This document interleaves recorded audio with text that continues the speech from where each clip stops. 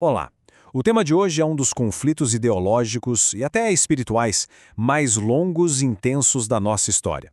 É muito mais do que uma simples briga institucional, é uma verdadeira colisão de visões de mundo, sabe?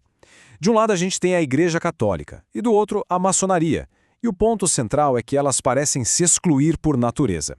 E para não deixar nenhuma dúvida sobre a seriedade disso, vamos começar com essa declaração. É do Papa Leão XIII, de mais de 100 anos atrás. Ele foi direto ao ponto, essencialmente inconciliáveis. Ou seja, não é uma questão de ajustar um detalhe aqui ou ali. Na visão da Igreja, as duas são como água e óleo. A escolha é binária, ou uma ou outra.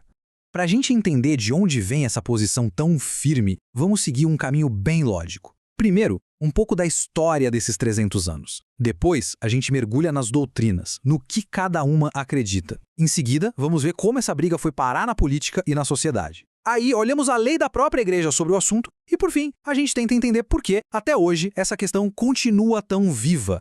Então, vamos lá.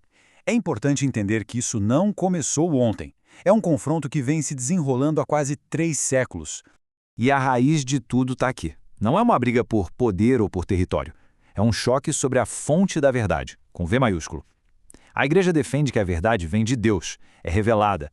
Já a maçonaria propõe que a verdade é uma conquista da razão humana. São dois pontos de partida que, inevitavelmente, levam a caminhos totalmente opostos. E essa linha do tempo, ela é impressionante, né? Mostra uma consistência absurda por parte da Igreja. Começa em 1738, aí vem a crítica pesadíssima do Leão XIII. Depois vira a lei oficial da Igreja em 1917, é reafirmada em 1983 e, pasmem, de novo em 2023. São quase 300 anos de uma posição unânime e sem interrupções. Isso diz muito. Ok, agora vamos para o coração do argumento da Igreja. Deixando a história um pouco de lado, quais são as diferenças de crença que, na visão católica, tornam a reconciliação impossível? Olhando lado a lado fica bem claro. É quase um espelho invertido. De um lado, a fé católica na revelação, na salvação, que é um presente de Deus através de Cristo, e na adoração a um Deus muito específico, o Pai, o Filho e o Espírito Santo. Do outro, uma filosofia de busca racional de um aperfeiçoamento que depende do esforço humano e de uma veneração a uma entidade mais abstrata, o grande arquiteto. E aqui está um dos pontos mais críticos para a Igreja, o tal do grande arquiteto do universo. Para um católico, isso soa como um deísmo, a ideia de um Deus arquiteto que criou o universo, deu corda no relógio e foi embora. É um Deus impessoal.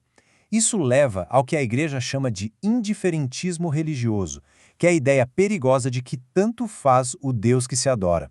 E isso, claro, vai contra o pilar do cristianismo, que é a centralidade de Jesus Cristo como único Salvador.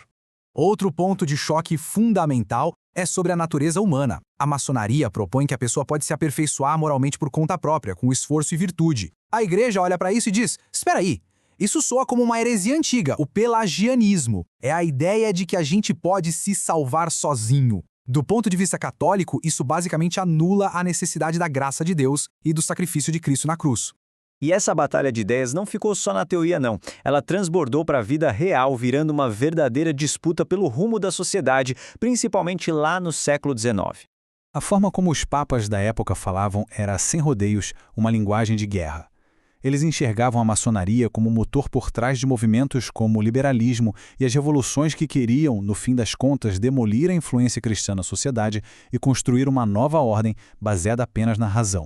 E esses aqui eram os alvos que a Igreja dizia que a maçonaria queria atingir. Cada um desses pontos é um ataque direto a um fundamento da sociedade como a Igreja havia. A união da fé com a vida pública, a autoridade moral do Papa e a ideia de que existe uma verdade revelada que guia a todos.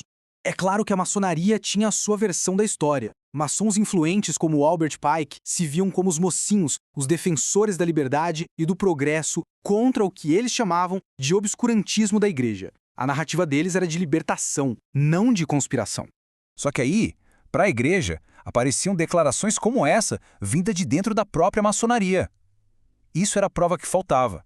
A ideia de uma Igreja da humanidade era a confirmação do maior medo do Vaticano, que o objetivo final não era conviver, mas sim substituir o cristianismo por uma nova religião secular. Com tudo isso na mesa, a Igreja não ficou só no discurso. Ela transformou sua posição em lei. Uma lei interna, claro, mas com consequências muito sérias para os seus fiéis. E a consequência é essa, direta e sem margem para interpretação. Um católico que entra para a maçonaria está em estado de pecado grave.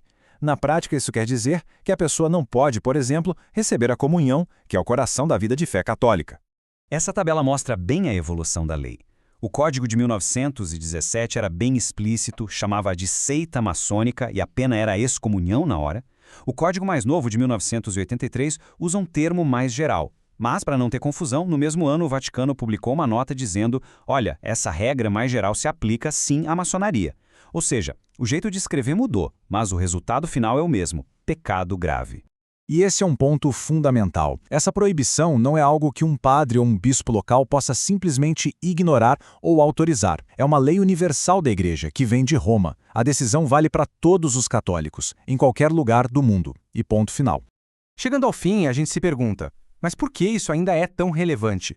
Em um mundo que fala tanto em diálogo, por que essa porta específica continua tão fechada do lado da Igreja?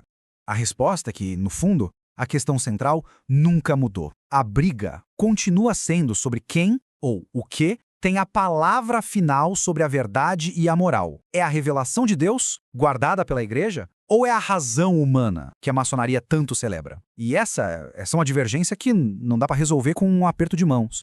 Hoje, a gente pode resumir a posição da Igreja em 3 pontos. Primeiro segredo.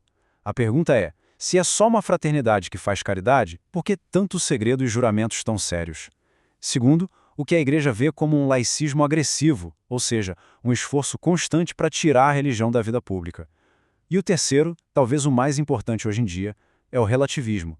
A ideia de que não existe uma verdade absoluta, só opiniões, e isso bate de frente com a própria razão de existir da Igreja.